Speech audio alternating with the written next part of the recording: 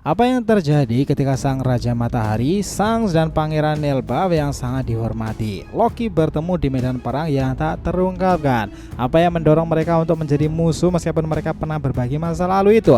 Dan di balik semuanya ada satu sosok yang bersembunyi dalam bayang-bayang Jaguar di Saul di Elbaf ini yang tak diketahui nasibnya karena kemarin dia juga pingsan. Apakah hidup atau mati? Ketika rahasia-rahasia Elbaf mulai terungkap satu persatu, siapakah Luffy untuk menghadapi kebenaran yang bisa mengubah jalannya petualangan selama ini? Ketika segala sesuatu yang kita anggap benar mulai dipertanyakan ya, akankah Luffy berhasil membuka tabir misteri yang selama ini tertutup rapat atau malah ikut terseret dalam konflik yang lebih gelap lagi dari yang dia duga? Nah, Loki memang akan mengambil peran di sana. Dunia besar ini menyimpan lebih banyak rahasia dari yang kita ketahui. Saat Luffy menyentuh tanah Elbaf, bertemu dengan Loki itu membebaskannya dan segalanya bisa berubah secepat itu loh. Yos, ini menarik. Selamat datang teman-teman, kita akan bahas alur cerita prediksi ini dengan Mimin di sini. Joy Boy The Library of Nika. Let's go, kita mulai ceritanya.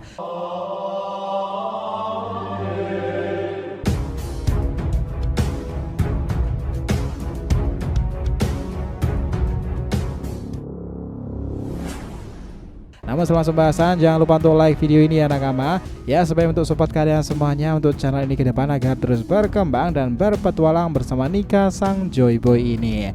Nah, jika sudah, terima kasih banyak dan mari kita mulai petualangannya. Nah, gini teman-teman, kita akan bahas tentang chapter ini ya yang penuh dengan kejutan dan perkembangan baru itu. Buat kalian yang setia ngikutin kisah Luffy dan petualangannya di Elbaf, bab ini akan bakal bikin kalian tambah mikir keras nih tentang apa yang sebenarnya terjadi antara Sang dan juga Loki. Ditambah lagi Robin dan juga Jaguar di Saul yang punya momen penting yang gak bisa kita lewatkan. Chapter ini dibuka dengan suasana yang sedikit tegang soal Robin dan juga Saul. Nico Robin, karakter yang punya impian besar buat melanjutkan warisan Ohara itu, sekarang kayaknya mulai mendekati mimpinya sendiri. Di sini kita melihat dia berusaha menjalankan harapannya untuk dengan bertemu dengan Jaguar di Saul, sahabat lamanya. Tapi ada yang aneh nih, Saul malah kelihatan kayak terluka atau mungkin lebih parah lagi, dia pingsan. Bisa jadi apa yang mencoba melukainya atau bahkan membunuhnya tersebut adalah seseorang yang misterius. Kira-kira siapa ya pelakunya? Di bagian lain nakama, kita diajak langsung masuk ke dalam konflik yang cukup panas antara Luffy dan juga Loki, Pangeran Elbaf di sini. Nah, kita tahu di sini Luffy akhirnya sampai ke Elbaf ya, pulau para raksasa yang selama ini dia impikan. Scene pertama Luffy berada di tempat Loki itu dan jelas banget dia sangat antusias. Luffy bilang kalau dia udah lama banget pengen kesini dan akhirnya bisa melihat sendiri seberapa besar semuanya di Elbaf. Benar-benar jadi kayak impian yang terwujud kan nakama?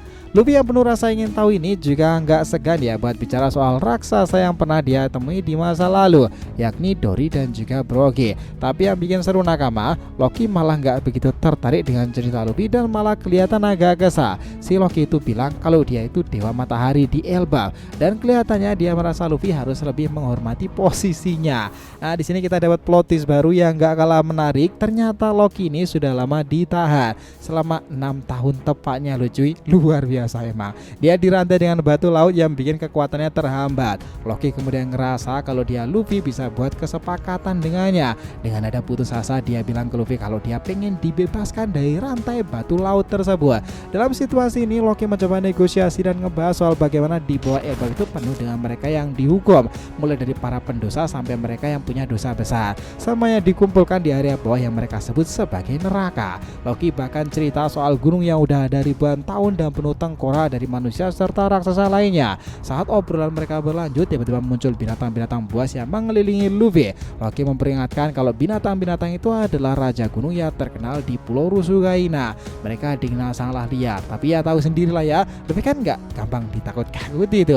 Dia malah memancarkan aura yang bikin binatang-binatang itu jadi lebih tenang. Obrolan mereka semakin memanas ketika Loki tiba-tiba menyinggung nama Sang. Kita jadi tahu kalau ada semacam sejarah kelam antara Loki dan juga Akagami Sang. Luffy yang penasaran banget langsung nanya apakah Sang pernah ke tempat ini. Loki menjawab dengan tertawa dan dia bilang kalau Sang itu bajak laut pengecut loh. Jelas banget kalau perkataan Loki soal Sang tuh bikin Luffy naik darah secara langsung. Tanpa basa-basi Luffy langsung mengaktifkan gear keempatnya dengan menyerang kepala Loki itu. Tapi Loki yang ternyata punya refleks cepat berhasil menghindari dari serangan Luffy. Sontak para anak buah Loki pada kaget melihat perubahan bentuk Luffy yang tiba-tiba. Keduanya sama-sama luar biasa cuy. Tapi lucunya Loki bilang kalau dia itu cuma bercanda. Seakan-akan ini mempermainkan emosi Luffy sendiri ya nakama. Para anak buah Loki itu langsung berharap kalau haki milik Luffy nggak sekuat hakinya sang Zito. Di sini ketegangan di antara mereka tuh makin meningkat. Luffy bahkan mengancam Loki itu kalau dia nggak bisa bergerak mending jangan nyoba buat marah-marahin dia deh, ntar tahu nasibnya sendiri loh. Nah di sini Luffy itu terus nge-push Loki ya buat ngejawab tentang alasan sang datang ke Elbaf, tapi Loki malah tersenyum misterius. Dia itu kayak nggak mau kasih tahu jawabannya gitu lah. Mungkin ada sesuatu yang disembunyikan oleh Loki tentang bagaimana hubungan masa lalunya dengan Akagami. Sementara itu kita melihat scene lain yang fokus ke Usopp dan kawan-kawan ya. Mereka lagi berada di jembatan panjang menuju kastil Elbaf. Dari kejauhan Usopp melihat sosok yang tampak kayak disambar petir lagi berlari ke arah mereka. Sontak mereka semuanya waspada, apalagi Zoro yang udah siap menghunus pedangnya itu. Nah itu menjadi sekelumit cerita menarik tentang para kru sendiri. Usopp jelas ketakutan, tetapi Zoro dengan mental melawannya itu dia mau membuka pedangnya.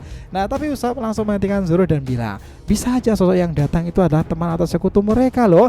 Nah dia memberi mereka semangat untuk melanjutkan perjalanan dan memperingatkan bahwa mereka harus cepat-cepat menuju desa Elbaf sendiri. Di tempat lain nakama panel memperlihatkan Hajrudin dan juga Stanson itu salah satu anggota krunya yang lagi berburu binatang buat dijadikan persembahan bagi kru bajak laut topi jerami. Mereka siap menyambut kedatangan Luffy dan teman-temannya di Elbaf.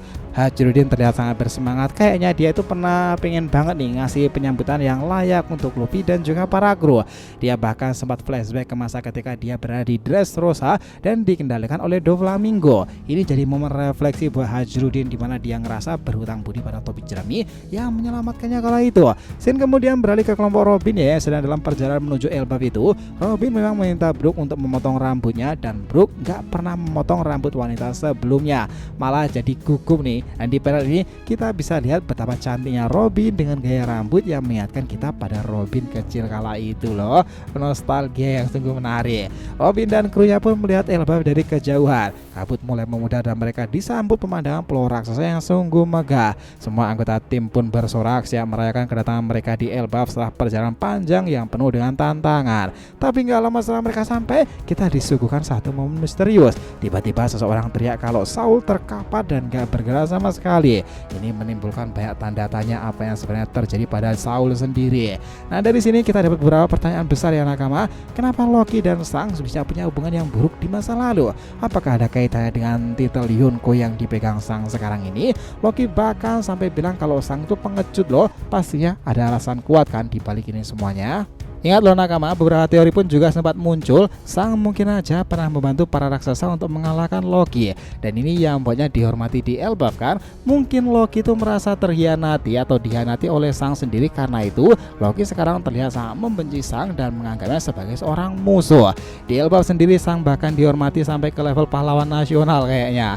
Nah para raksasa dan keluarganya itu sangat memuja-mujanya ya, karena dianggap berjasa melindungi Elbaf dari ancaman. Sang yang sekarang punya status Yonko mungkin mendapatkan gelar ini karena kemenangan atas Loki kan. Ya segalanya bisa aja terjadi. Tapi sepertinya Sang itu punya pandangan yang berbeda loh soal Elbaf. Dia nggak mau Elbaf jadi mesin dan medan perang yang penuh dengan konflik. Sebaliknya Loki pun pandangan yang sangat bertolak belakang itu. Dia ngerasa Elbaf adalah tempat di mana para pejuang sejati itu bertarung. Ini benar-benar kontras ya dan bikin kita bertanya-tanya, apa mungkin ada konflik ideologi antara Sang dan Loki? Sang ingin melindungi Elbaf sementara Loki mungkin ingin menjadikannya sebagai markas besar untuk peperangan atau semacamnya. Lalu kita kembali lagi ke Saul nakama. Pertanyaan besar muncul lagi, apa yang sebenarnya terjadi kepadanya? Apakah ada seorang yang meracuninya atau ada efek lain dari kapsul waktu yang digunakan oleh Kuzan? Mungkinkah salah satu kesatria suci menyusup ke Elbaf dan mencoba melukai jaguar di Saul? Ya itu mungkin aja terjadi salah satunya. Kesimpulannya di chapter ini benar-benar meninggalkan banyak pertanyaan yang bikin penasaran kan. Konflik Sang dan Loki mungkin jadi kunci penting buat memahami masa lalu Sang sendiri dan bagaimana dia itu bisa menjadi Yonko kan. Di sisi lain, nasib jaguar di Saul, misteri di Elbaf, dan bagaimana Luffy terlibat di sana itu menjadi sesuatu yang menarik ke depannya nanti. Elbaf memanglah menggelora nakama. Sepakat? Jadi terima kasih banyak ya telah mengikuti cerita ini sampai akhir. Jika kalian punya pendapat langsung aja komentar di bawah ini dan kita akan usahakan respon, oke? Sampai jumpa di video selanjutnya nakama, dan Joy Boy Sang Nika telah kembali ke peradaban One Piece.